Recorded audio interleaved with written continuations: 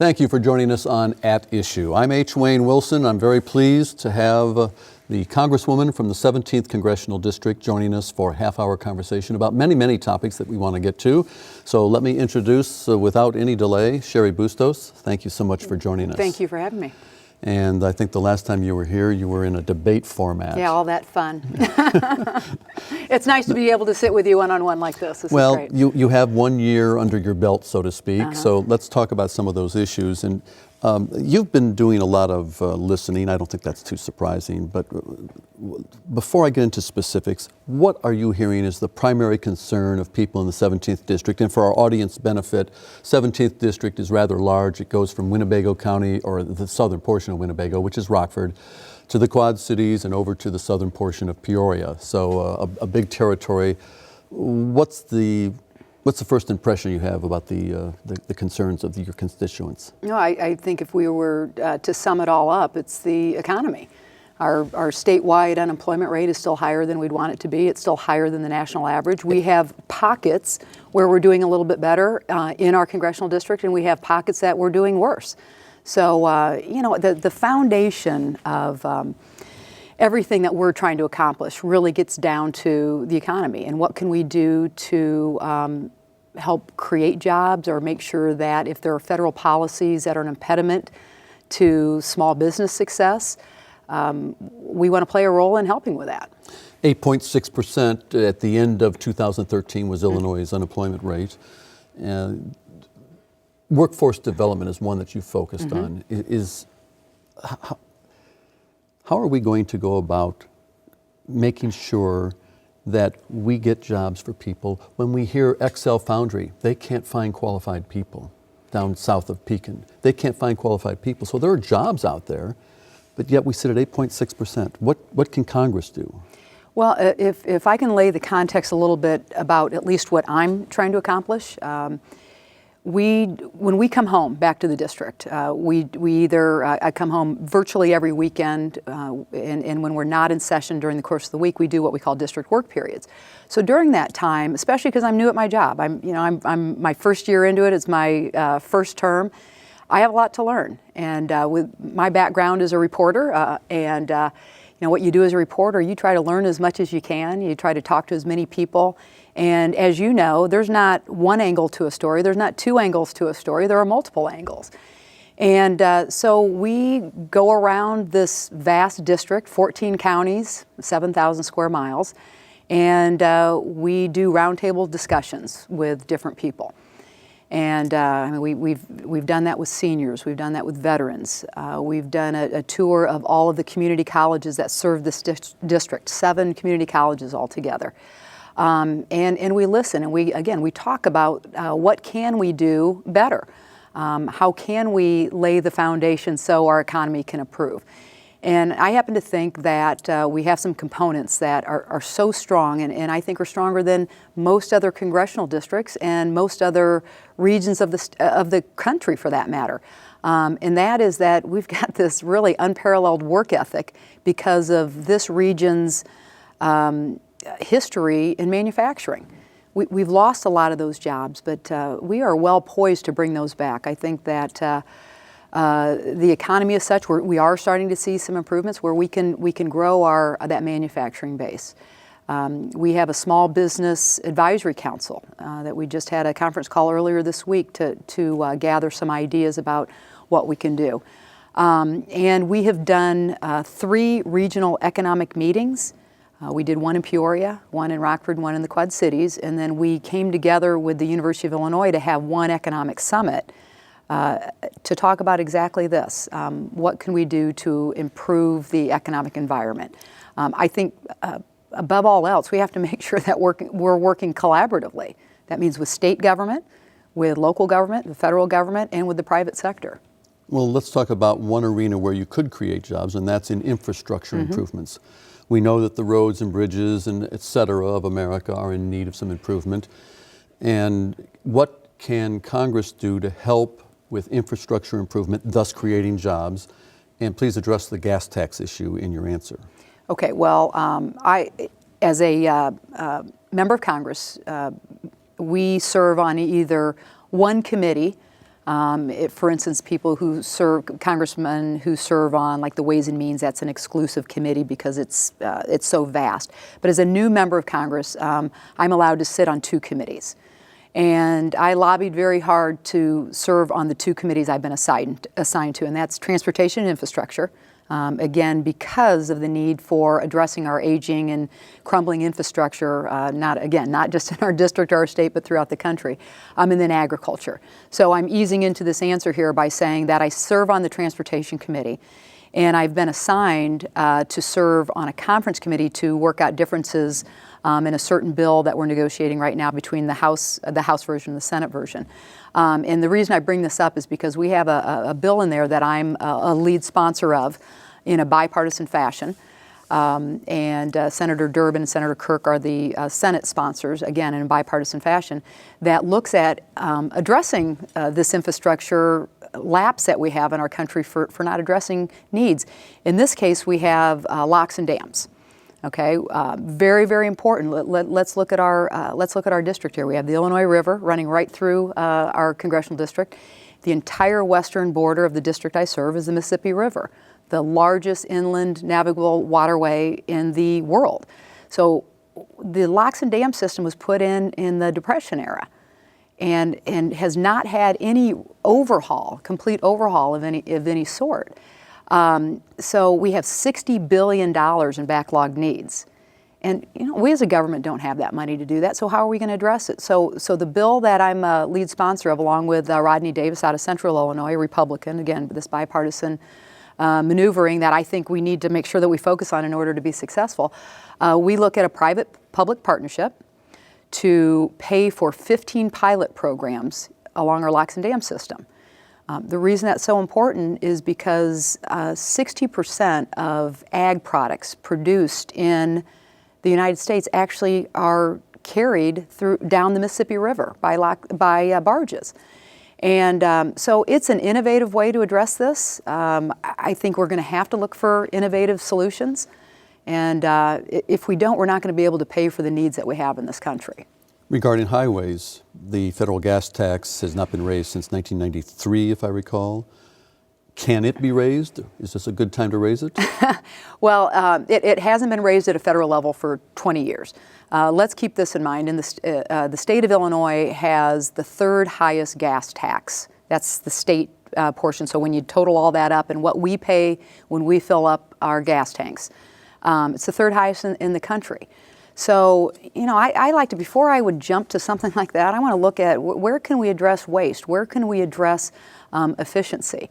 And we've got something, if I can transition a little bit to ethanol, I think it fits pretty well in this discussion. It's an ag product, go ahead. Yeah, but it fits well in this discussion because ethanol has been very, very important to help keep down the costs for our Illinois consumers when they go up and fill up their gas tank. It's resulted in us saving money every time we go to fill the gas tank up.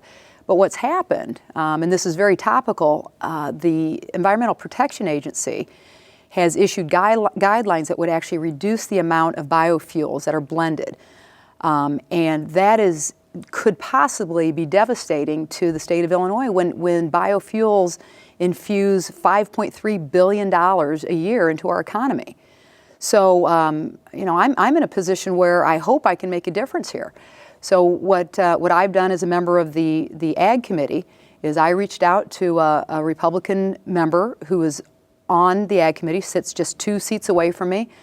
Her name's Kristi Noem. She represents South Dakota. She's a farmer. We met each other playing on the Congressional Women's Softball team, and so we've become friends through that. And we co-signed a letter to the EPA administrator saying we need you to rethink these proposed guidelines that would reduce that fuel blend. And to the credit of the EPA administrator, Gina McCarthy, who we sat down with just last week, she's open to listening to us. So we've been asking farmers in the ag industry every place we go to weigh in on this public comment period.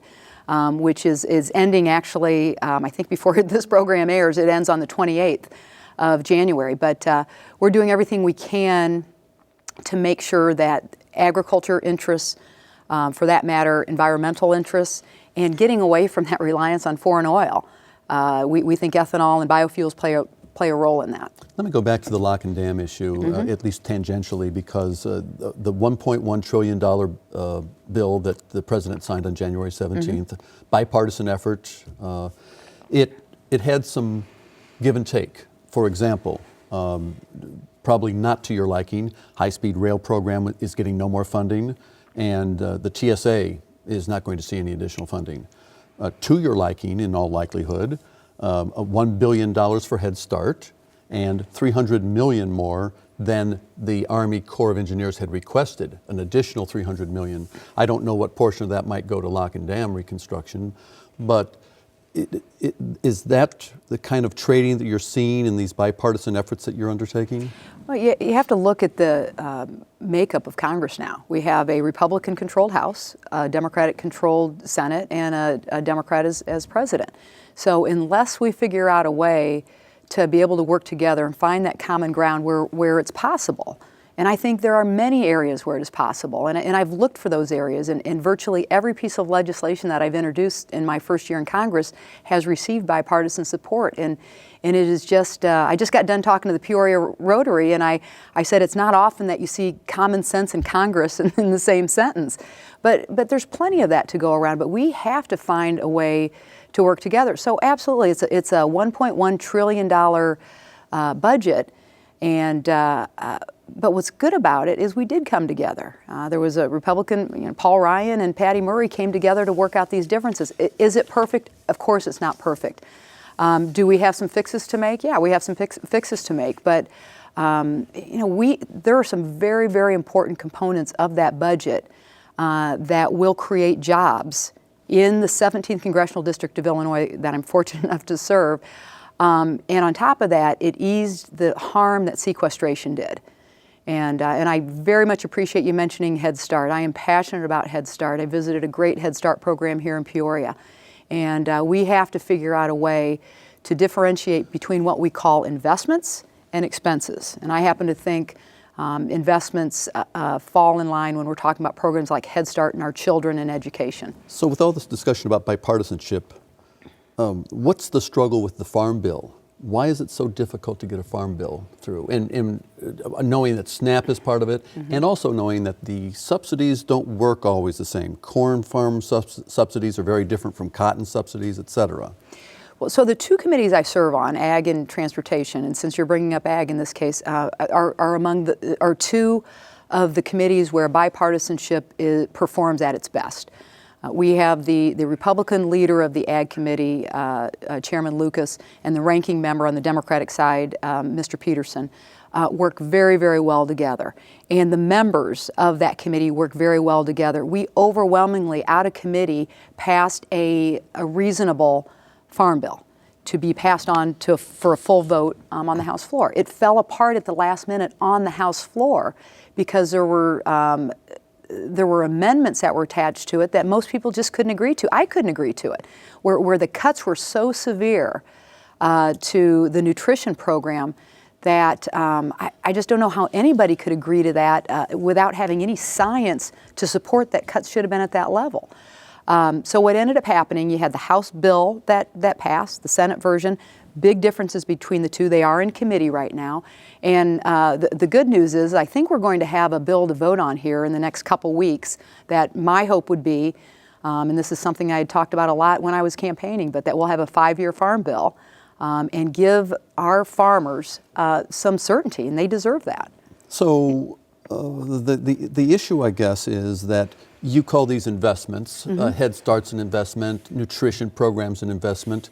Those cost money, whether you want to call them an investment or an expense, they cost money, and yet you, as a Democrat, support a balanced budget. So how do you reach the balanced budget and still fund these important causes? So I'm going to also, on this question, to give you some context that I hope will help the viewers understand where I'm coming from on this. The first group I joined when I went to Washington, D.C. was a group called No Labels. And I'm going to explain a little bit about what that is and why paying attention to the budget is so important. When I joined, there were about 20 members of Congress who were part of that. We've now grown to almost 90, and it's almost evenly split among Democrats, Republicans, and Independents. And there's not too many independents, but, A couple. so you get my picture there. But we get together virtually every week, every other week, and we talk about where we can come together to introduce legislation where we can find that common ground. Many of those pieces of legislation have to do with common sense, saving money, good programs, investments, et cetera. During the government shutdown, which I would just view as a terrible mistake, it hurt the economy at the tune of $24 billion. This group of No Labels members, Democrats, Republicans, we met every morning over coffee and pastries at a Mexican restaurant just a few blocks down the road from the Capitol, where I believe that we actually helped advance the dialogue that led to the leadership coming together and say, okay, we have to put a stop to this. Okay, 16 days into this, we have to put a stop to this, and so I'm very encouraged by that group and this willingness to come together. But we do talk about fiscal issues, and my rationale for saying that we need to be fiscally responsible is, first of all, I don't think that we should cede that argument to any one political party, to any one group. I just think that we as members of Congress, if we are not smart on a fiscal level, we are not going to have the money to invest in what's going to make the United States as strong as it possibly can be. And so my very first piece of legislation that I introduced was called the Government Waste Reduction Act. And all that does, I would say it's common sense, is take a look at the Government Accountability Office report that's issued every year. It identifies about $100 billion in waste and redundancy. And so what our bill does is actually have a mechanism in place to look at that report and do something about it.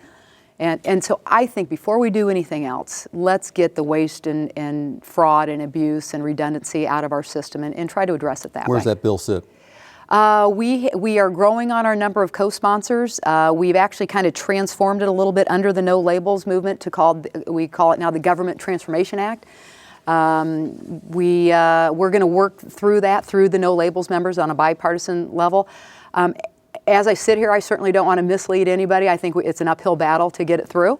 But I think it's very hard to get a piece of legislation passed in this environment. So, we're going to keep focused on it. We think it's very important. I can't make promises that'll get passed, though. I want to read a quote to you from Robert Gates, Defense Secretary, just under two presidents, from his book, Duty, Memoirs of a Secretary at War. And he says, I saw most of Congress as uncivil, incompetent at fulfilling their basic constitutional responsibilities, such as timely appropriations, micromanagerial, parochial, hypocritical, egotistical, thin-skinned, and prone to put self and re-election before country. Now, I'd like you to respond to that, and I want to let the audience know that you are a Rotarian, and as a Rotarian, you believe in putting service before self. So how do you view Secretary Gates' comments and with the reality that you've experienced in Congress? Well, not exactly a glowing endorsement of this body that has like single-digit approval ratings, right? I would just say this. Sure, that might fit. It might describe some members of Congress. I would say Robert Gates hasn't met me. I certainly hope that I am not any of those things. I'm gonna put a plug in for there's a tavern in Springfield, Illinois, where I grew up, and there's a note on the sign on the door, and it says, "If your skin is thin, don't come in." And so I'm a former athlete. I played college basketball and college volleyball, and I've been around politics for a while. I mean, it's a tough game. I hate to hear that the body that I'm part of is described that way. But all I can do is do my best and treat people respectfully. I see myself to the core as a public servant. I think in our first year in office, we've been able to help people. I think the legislation that we've introduced it's good legislation. It makes sense without exception. I think everything we've introduced, I'm proud of. And so I guess all I can say is I'm going to do my best. I'm going to work my hardest, and I'm going to do what I can to help people. And point of clarification: you're a former athlete in some sports, but you still play softball. What position? I was the shortstop on the. This is kind of a funny story. So I was on the Congressional Women's Softball team, and just so people know that I'm just not out there doing all fun and games. We practiced at 7 in the morning. We would have 1 hour practices, so it was from 7 to 8 in the morning before work really got started, and we would practice 2 to 3 mornings a week, and we did that for 2.5 months for one game. Just to put it in perspective, this great talent that we women members of Congress have. 2 women's teams from Congress? It was a bipartisan team. So we had Democrats, Republicans, we had House members and senators, and we played the Women Washington Press Corps.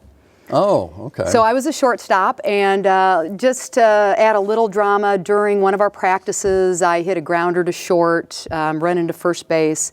And the woman playing first base is a congresswoman named Donna Edwards from the state of Maryland, a friend of mine. And it was a bad throw to her, so she goes down to scoop it up. And as she's standing up to try to get me out, I'm crossing, and we collide, and her nose ends up broken, and she goes away in an ambulance. But I'm not playing against your team. But so it was. But the point there too, though, I mean, there's something a little bit broader to consider.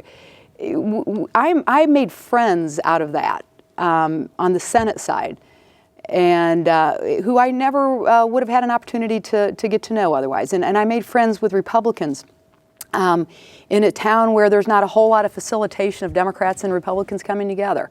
And that has benefited our area because I can introduce legislation and go to some people and say, look, let's work together on this. Let's talk about Social Security. Steve Goss is the chief actuary for the Social Security Administration, and he says in his best estimate that 20 years from now, the trust fund will be broke. And for your benefit, the trust fund isn't the only way Social Security is funded. The taxes that you're paying in also pay for current Social Security benefits, but the trust fund is there to make up the difference. It currently has, $2-3 trillion in it. But 20 years from now, he says it won't. What will Congress do to address this sooner rather than later? Well, I can tell you what my plans are with it. When I talked with you about the roundtable discussions that we have, these, part of this listening tour, and that I meet with seniors. My parents are 80 years old. They spent a lifetime paying into Social Security.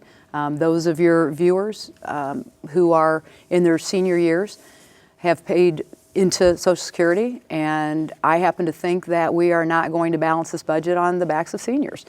Again, this is maybe oversimplifying it, but let's address programs that we don't get a return on investment. Social Security is one of the best lifters out of poverty in the history of this country. And if you look at before we had Social Security and what was happening to seniors, we don't want to harm the benefits that are paid to our seniors who have spent their lifetime paying into it. So the long-term answer, yeah, we have to address it, but I think we've got time to look at innovative solutions to do that. And there are a lot of smart people out there, economists, that we could sit down with and try to figure out some answers, but I just do not believe in balancing our budget on their backs.